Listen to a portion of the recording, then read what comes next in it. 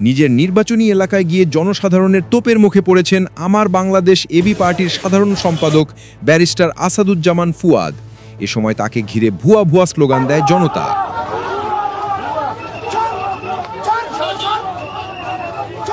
আজ রবিবার দুপুর ১টার দিকে এই ঘটনা ঘটে। জানা গেছে, আজ রহমতপুর বাবুগঞ্জ মুলাদি হিজলা সড়কের আড়িয়াল খাঁ নদীর ওপর মীরগঞ্জ সেতুর ভিত্তিপ্রস্তর স্থাপন অনুষ্ঠানে যান ব্যারিস্টার ফুয়াদ। এ সময় তিনি বলেন, স্থানীয়রা চাঁদা চাওয়ার কারণে সেতুর কাজ স্থগিত ছিল। এর পরপরই স্থানীয় জনতা তাকে ঘিরে ভুয়া ভুয়া স্লোগান দেয়। পরিস্থিতি উত্তপ্ত হয়ে উঠলে তিনি দ্রুত গাড়িতে উঠে এলাকা ত্যাগ করেন। পরে স্থানীয় ছাত্রদলের পক্ষ থেকে ব্যারিস্টার ফুয়াদকে বাবুগঞ্জে অবাঞ্ছিত ঘোষণা করা হয়।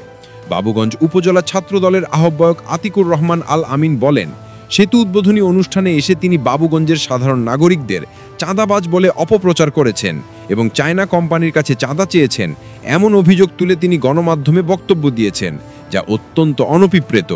এ বিষয়ে আমরা স্থানীয় সাধারণ নাগরিকরা প্রতিবাদ জানিয়েছি।